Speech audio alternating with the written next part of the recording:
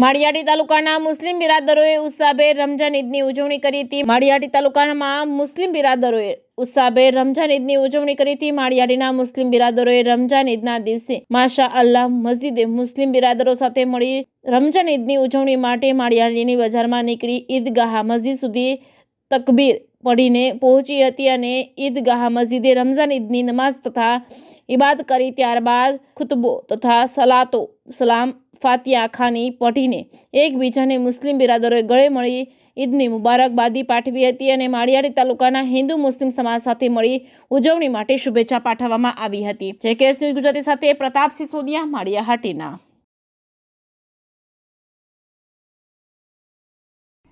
હું અમીન પઠાણ, માળિયાહાટીના મુસ્લિમ જમાત આગેવાન।